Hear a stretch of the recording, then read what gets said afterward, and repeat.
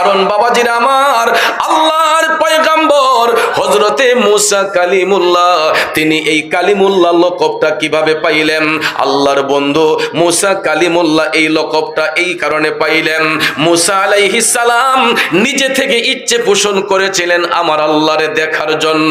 এই জন্য তিনি অ্যাপ্লিকেশন করেছিলেন, রব্বি আরিনি, আল্লাহ আমি তোমাকে দেখতে চাই। আল্লাহ রাব্বুল আলামিন কুদরতের জবান দিয়ে বলেছিলেন, লা লাম তারানি মুসা, তুমি দেখতে পারবা না। তারপর মুসা নবী কয়, আল্লাহ আমি তোমাকে দেখতে চাই। আল্লাহ কয়, মুসা তুমি দেখতে পারবা না।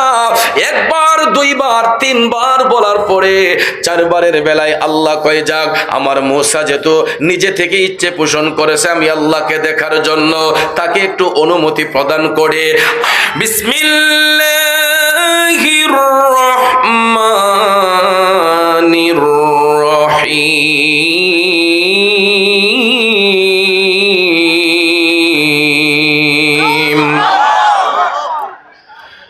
তিলকার রুসুলু ফাদ্দালনা বা'দাহুম আলা বা'দিম মিনহুম على بعض منهم من كلم الله ورفع بعضهم درجات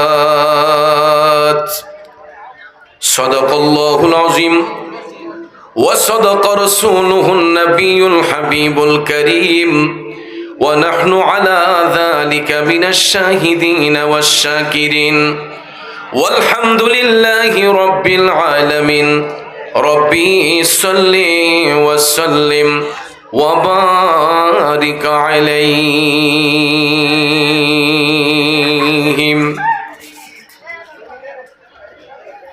أما بعد উপস্থিত ঐতিহ্যবাহী নারায়ণপুর পূর্বপাড়া জনাব সুলতান আহমেদ বাবু মিয়া সাহেবের বাড়ি সংলগ্ন পূর্বপাড়া সমাজ কল্যাণ সংগঠনের উদ্যোগে প্রতি বছর নিয়ে আয়োজিত আজকের এই চতুর্থ বার্ষিক ইসলামী সুন্নি মহাসম্মেলন 2024 ইংরেজি সনের সম্মানিত সভাপতি, নারায়ণপুর শরাফতুল্লাহ উচ্চ বিদ্যালয়ের পরিচালনা কমিটির সম্মানিত সদস্য জনাব তোফাজ্জল হোসেন মানিক মিয়া সাহেব, সহসভাপতি পূর্বপাড়ার কৃতি সন্তান জনাব মোহাম্মদ আব্দুল আলী সাহেব, আজকের সম্মানিত উদ্বোধক নারায়ণপুর ইউনিয়ন পরিষদের মাননীয় চেয়ারম্যান জননেতা মোহাম্মদ কাউসার কাজল এম এ সাহেব, প্রধান পৃষ্ঠপোষক জনাব সুলতান আহমেদ বাবু মিয়া সাহেব, পৃষ্ঠপোষকতায় রয়েছেন জনাব আব্দুল মান্নান সাহেব, আজকের মাহফিলের সম্মানিত বিশেষ অতিথি, উপদেষ্টা মণ্ডলী, আলোচনা করেছেন আমার ভাই হজরত মাওলানা হাফেজ আমির হোসেন রায়পুরি সহ শ্রদ্ধাভাজন হজরত মাওলানা মুশারফ হোসেন হেলালি সাহেব সহ আজকের সম্মানিত আলোচক বৃন্দ যিনারা রয়েছেন, সম্মানিত অতিথিবৃন্দ যারা রয়েছেন, প্রত্যেকের নাম নেওয়াটা বিশেষ প্রয়োজন। সময়ের দিক বিবেচনা করে সবার নাম উল্লেখ করতে না পারলেও সবার প্রতি আন্তরিক স্নেহ শ্রদ্ধা ভালোবাসা রইল। মঞ্চে আসেন ওলামায়ে আহলে সুন্নাত, আমার তরিকতপন্থী মুরব্বী বাবারা, সুশিক্ষিত আমার কৃষক, শ্রমিক, চাকরিজীবী, ব্যবসায়ী, সাংবাদিক, শিক্ষক, প্রশাসনিক, গোয়েন্দা বিভাগের সম্মানিত ভাইয়েরা, স্কুল, কলেজ, ইউনিভার্সিটি, মাদ্রাসায় পড়ুয়া ছাত্র ভাইয়েরা, বাড়িতে অবস্থানরত পর্দানিশীন মা বোনেরা, সবার প্রতি আন্তরিক সালাম, আসসালামু আলাইকুম ওয়া রাহমাতুল্লাহি ওয়া বারাকাতুহু। রব্বুল ইজ্জতের আলিশান দরবারে লাখো কোটি শুকর গুজার করার পর প্রিয় নবী সরকারে দো আলম নূরে মুজাসসাম, দো জাহানের সরদার, উম্মতের দরদি, শাফাতের কান্ডারি, যিনি হায়াতুন নবী, জিন্দা নবী, যিনি সমস্ত নবীগণের নবী, যিনি কুল কায়নাতের রহমত, তিনি আমাদের নবী মুহাম্মদুর রাসূলুল্লাহ সাল্লাল্লাহু তাআলা আলাইহি ওয়াসাল্লামের শানে নাতে মুস্তাফা দুরুদে মুস্তাফা সাল্লাল্লাহু আলাইহি ওয়াসাল্লাম পরিবেশন করে মহাগ্রন্থ আল কোরআনুল কারীমের 3 নম্বর পারা সর্ববৃহৎ সূরা সূরাতুল বাকারার 253 নম্বর আয়াতে কারিমা থেকে কিছু অংশ তেলাওয়াত করেছি। বাবাজিরা আমার, রাত গভীর, সময় সংক্ষেপ, খুব অল্প সময়ে আয়াতে পাকের মূল অর্থ তাফসিরের ভাষায় কিছু আলোচনা এসেছে, এইগুলো উপস্থাপন করে মিলাদ শরীফ হবে আর একটু জিকিরের তালিম হবে। পরিশেষে মোনাজাতের মাধ্যমে আপনাদের জন্য কমিটির পক্ষ থেকে তাবারুকের ব্যবস্থা করা হয়েছে। আমরা তাবারুক গ্রহণ করে সবাই আপন আপন বাড়িতে যাব।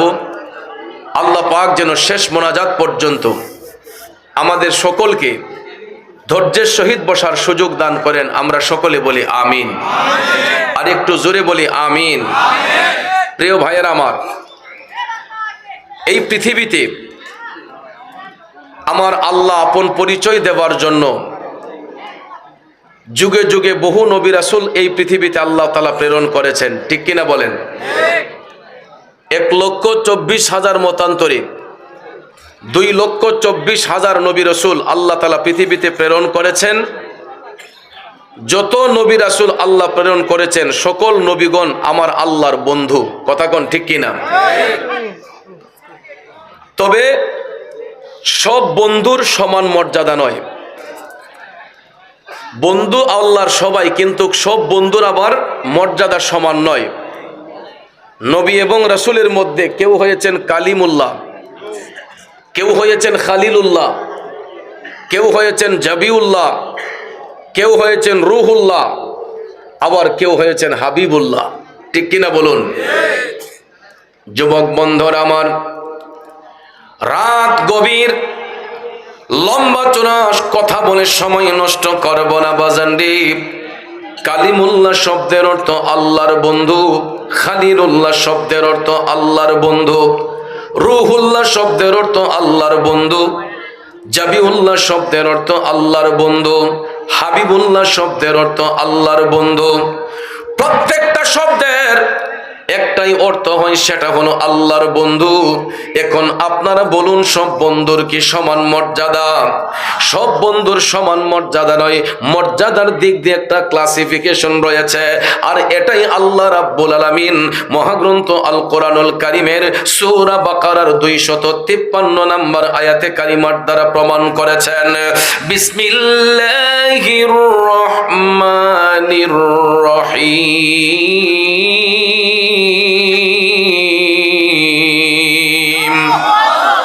তিলকার রুসুলু ফাদ্দালনা বা'দাহুম আলা বা'দিন মিনহুম মান কাল্লামাল্লাহু ওয়া রাফা'a বা'দাহুম দারাজাত।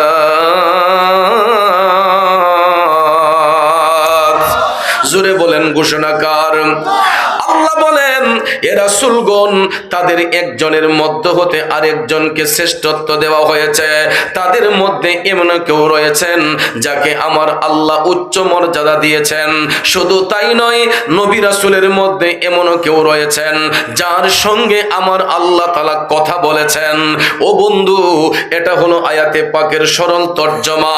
যদি আমরা এই আয়াতে কারিমার ব্যাখ্যার দিকে নজর করি, খুলে দেখুন তাফসিরে রুহুল বায়ানের মধ্যে এই আয়াতে পাকের তাফসীর করতে গিয়ে চমৎকার একটা বর্ণনা এসেছে। অর্থাৎ আল্লাহ রাব্বুল আলামিন পৃথিবীর মধ্যে যত নবী রাসূল পাঠিয়েছেন, সব নবীগণ নিজের ইচ্ছায় আমার মওলার সঙ্গে প্রেমের কালেকশন ফিট করেছেন। আর আল্লাহ রাব্বুল আলামিন স্বয়ং রাজি হইয়া আপন হাবিবের সঙ্গে প্রেমের কালেকশন ফিট করেছেন। জোরে কোন সুবহানাল্লাহ। কারণ বাবাজিরা আমার, আল্লাহর পয়গম্বর হযরতে মুসা কালিমুল্লাহ তিনি এই কালিমুল্লাহ লকবটা কিভাবে পাইলেন? আল্লাহর বন্ধু মুসা কালিমুল্লাহ এই লকবটা এই কারণে পাইলেন, মুসা আলাইহিস সালাম নিজে থেকে ইচ্ছে পোষণ করেছিলেন আমার আল্লাহরে দেখার জন্য। এই জন্য তিনি অ্যাপ্লিকেশন করেছিলেন, রব্বি আরিনি, আল্লাহ আমি তোমাকে দেখতে চাই। আল্লাহ রাব্বুল আলামিন কুদরতের জবান দিয়ে বলেছিলেন, লা লাম তারানি মুসা, তুমি দেখতে পারবা না। তারপর মুসা নবী কয়, আল্লাহ আমি তোমাকে দেখতে চাই। আল্লাহ কয়, মুসা তুমি দেখতে পারবা না। একবার, দুইবার, তিনবার বলার পরে চারবারের বেলায় আল্লাহ কয়, যাক আমার মুসা যেহেতু নিজে থেকে ইচ্ছে পোষণ করেছে আমি আল্লাহকে দেখার জন্য, তাকে একটু অনুমতি প্রদান করে আল্লাহ রাব্বুল আলামিন অনুমতি প্রদান করলেন মুসা আলাইহিস সালামকে, যে তুমি তুর পাহাড়ের মধ্যে উঠে যাও, তুমি তুর সিনার মধ্যে উত্তোলন করো। এই বলে মুসা আলাইহিস সালাম তিনি যখন তুর পাহাড়ের মধ্যে উঠতে গেলেন, এমন সময় আমার আল্লাহ কুদরতের জবান দিয়া ডাক দিয়া কয়, মুসা, এই বন্ধু মুসা, তোমার পায়ের জুতা খুইলা তুমি তুর পাহাড়ের মধ্যে উঠো।